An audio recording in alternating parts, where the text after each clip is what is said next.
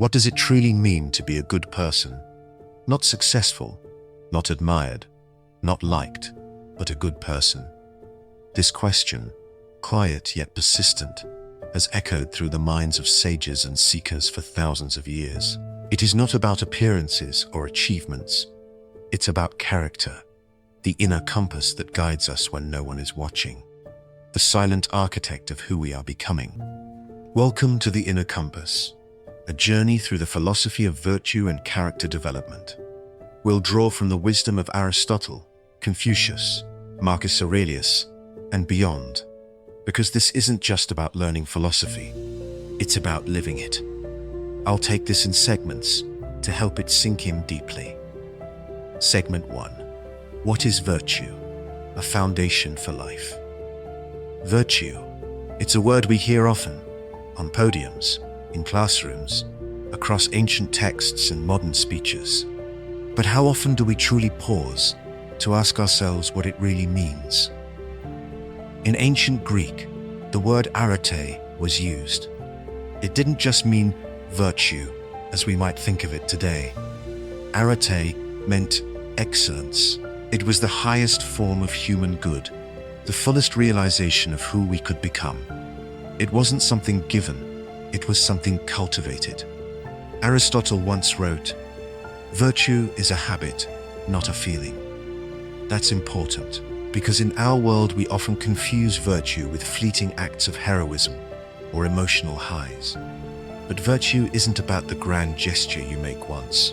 It's about the small decisions you make every single day. The quiet disciplines, the steady commitments, the way you show up when no one is watching. Virtue is not a mask we put on to impress. It's not a costume for applause or approval. It's the posture we take toward life, how we stand in the world. With integrity, with courage, with humility, with patience. It's not about being perfect. Perfection, after all, is an illusion and a burden. But direction, that's something we can choose. Each morning, each moment, we can choose to move toward what is good, what is right, what is lasting, even when it's hard, even when no one else seems to be. Virtue asks something deeper of us. It calls us to live by values that endure, not because they are easy, but because they are true. And when we choose that path, step by step, day by day, we begin to shape a life of substance. A life that doesn't just look good, but is good. So ask yourself, not am I perfect, but rather, am I pointed in the right direction? Because that is where virtue begins. Segment 2, Aristotle's golden mean, the balance within. Aristotle believed that every virtue, every true strength of character, exists not at the extremes, but in the careful, intentional space between them. Courage, for example, is not the absence of fear, nor is it reckless abandon. It lives between the two, between cowardice, which flees from every danger, and recklessness, which charges headlong without thought. True courage weighs the risk, feels the fear, and still steps forward when it must. Generosity also walks a fine line. It isn't the hoarding of resources out of fear or greed, that's stimulus, but it also isn't the careless tossing away of wealth or time just to appear kind. That's waste. Generosity is measured. It gives freely, but wisely. It knows when to give and when to withhold. And what about honesty? It's not found in lies or deception, of course, but neither is it found in brutal tactlessness, the kind of truth that wounds unnecessarily. Honesty, as a virtue, speaks with integrity and compassion. It tells the truth in ways that others can hear and grow from. This, Aristotle tells us, is the golden mean. Not a formula, not a fixed point, but a living, breathing balance. Virtue is not rigid. It does not live in absolutes. It adjusts, like a skilled sailor, navigating shifting winds and uncertain waters. The same virtue might look slightly different in different moments, because it responds to context, to reason, to intention. Aristotle also reminds us In words often repeated, we are what we repeatedly do. Excellence, then, is not an act, but a habit. This is the heart of it. You don't become brave, or kind, or wise by chance.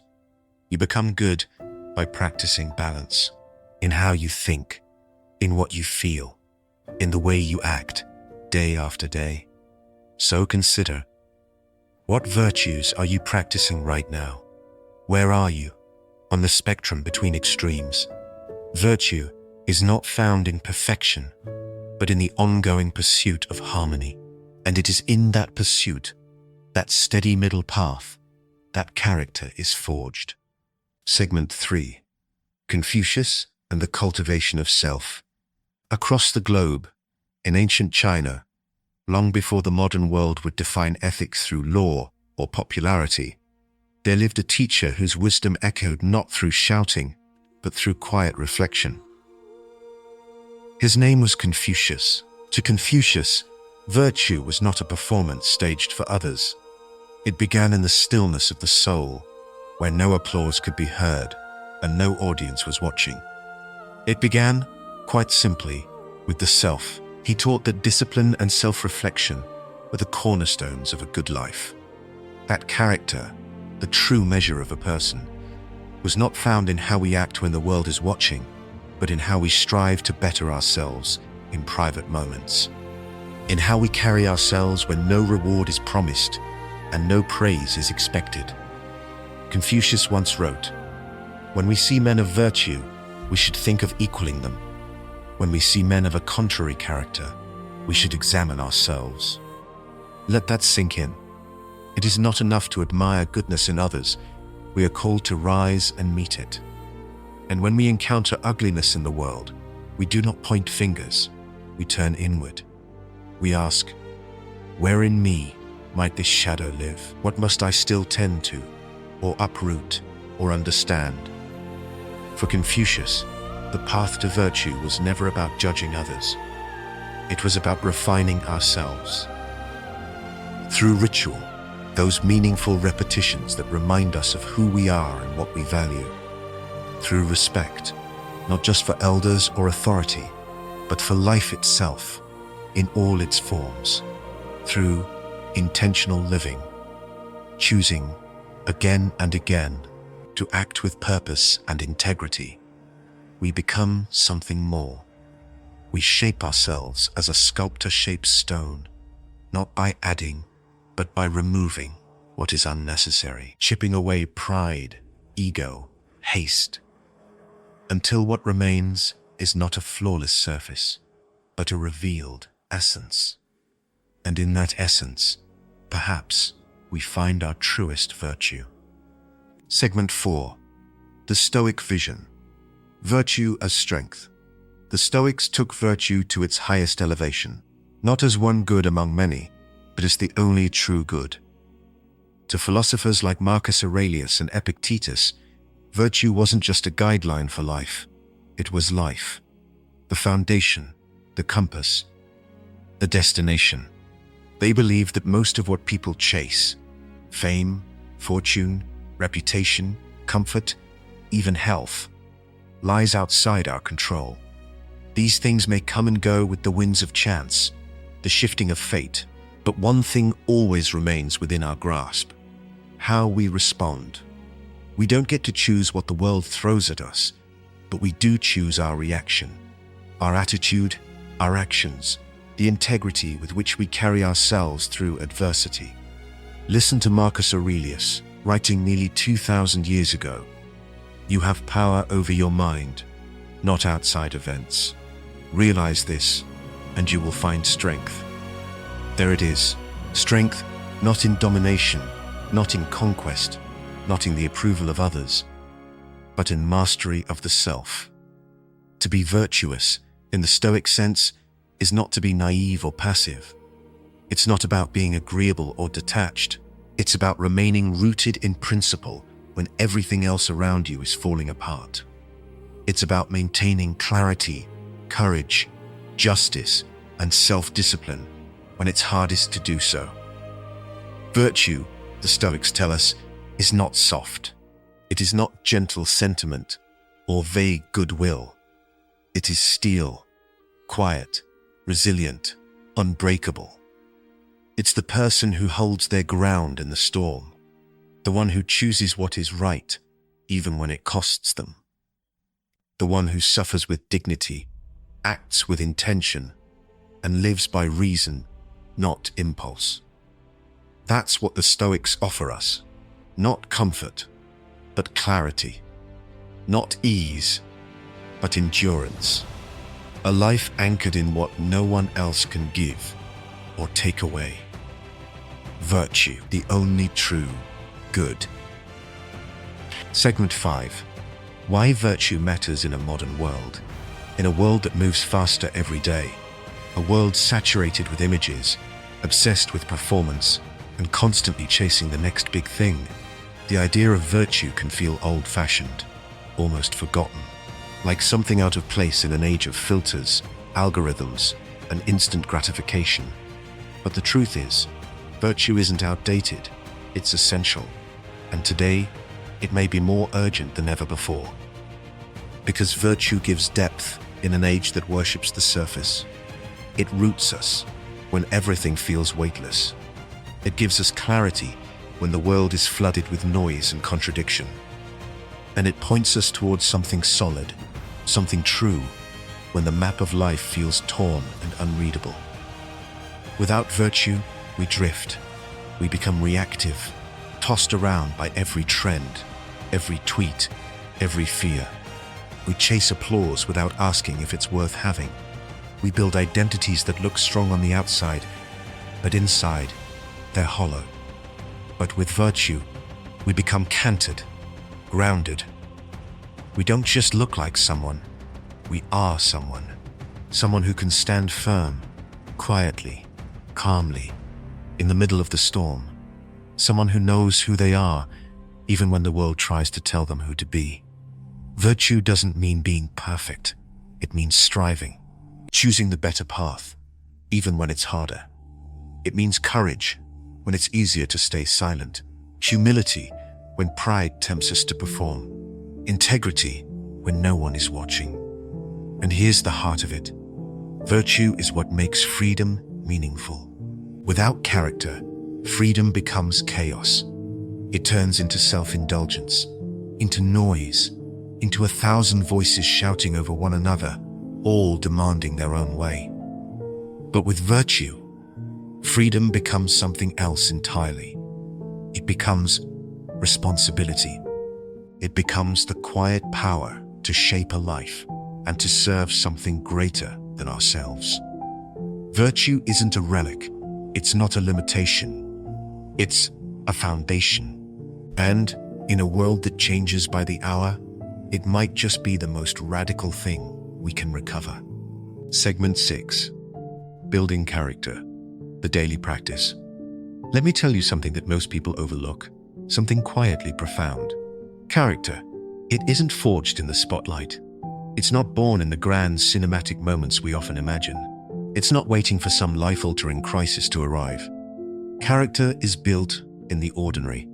It's formed in the unseen choices, in the small moments when no one is watching. It's when you find a lost wallet and choose to return it, not because someone is watching, but because you are. It's when you say, "I'm sorry" first, not because it's easy, but because it's right. It's when you speak up for what matters, even when your voice trembles, even when it might cost you something.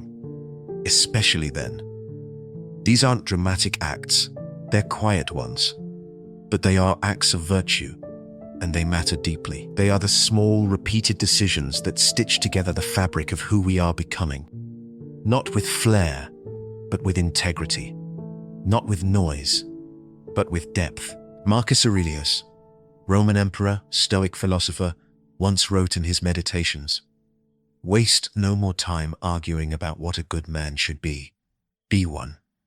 There's clarity in that. Simplicity. No need for perfection, just presence. Just effort, moment by moment. Because virtue doesn't need an audience. It doesn't need applause. It needs only you. And your quiet, daily decision to show up. Not as the person you think you should be, but as the person you are, when you act in alignment with your highest self. So remember this: you don't need a spotlight to live a meaningful life. You just need intention, courage, and the willingness to do the next right thing. Even when it's hard, even when it's small, even when it's silent. Because that's how character is built. That's how greatness begins. And that is enough. Segment 7. Virtue versus values. What are you really living by? Many people say they value honesty, compassion, or fairness. You might hear them declare it proudly, write it in a bio, even teach it to their children. But when life applies pressure, when honesty comes with a cost, when compassion requires patience, or when fairness means giving something up, those values often vanish like mist in the morning sun. Why does that happen? Because values on their own are easy to claim. They look good framed on a wall or printed in a mission statement. But values without virtue are just decoration. Virtue is what gives values life. It's the muscle that moves the skeleton. Virtue is not what you believe. It's what you practice when it matters most. Socrates famously said, "The unexamined life is not worth living." And yet, let's be honest, many of us live unexamined moral lives. We believe we're kind people, but only when kindness is convenient. We see ourselves as brave, but only in safe situations. We think we're fair, but only when fairness doesn't disrupt our comfort. Virtue is where that illusion ends. Virtue asks harder questions. It looks you in the eye and says, do your actions truly match your beliefs when no one is watching? When the stakes are real, do you still choose what's right? And if the answer is no, what will you do about it? This isn't a call to perfection. It's a call to integrity, to courage, to consistency. It's an invitation to live a life that isn't just full of good intentions, but one shaped by disciplined action. Because in the end, it's not the values you profess that define you. It's the virtues you embody. Segment 8. The cost of vice. What happens when we don't choose virtue? Vice is easy. It flatters the ego. It asks nothing of us but surrender. No effort, no resistance, just indulgence. It slips in quietly, dressed as relief, masked as freedom. It tells us, you deserve this. Why struggle? But the cost, oh, the cost is profound. See, the truth is, every shortcut we take has a price, and often it's not paid in the moment. It's paid in the slow decay of who we are. When we avoid discomfort, when we retreat from challenge and choose comfort over courage, we lose something vital. Resilience. That inner strength that only grows through friction. When we lie, not just to others, but to ourselves, to protect our pride, our image, our convenience, we lose trust. Trust from those around us, yes, but also trust in ourselves. And once that's gone, the foundation cracks. When we act selfishly, when we prioritize our wants over the needs of those we love, we lose connection. The kind of connection that makes life worth living. The kind that's built, not on ease, but on sacrifice and presence and truth. And it doesn't happen all at once. It's slow, incremental, almost invisible. A look away here, a silence there, a compromise too small to notice. But over time, these moments add up. They layer. And one day, we wake up and realize we're not sure who we are anymore. Slowly, without even realizing it, we erode the core of who we are. Nietzsche warned us long ago. He who fights with monsters should be careful lest he thereby become a monster.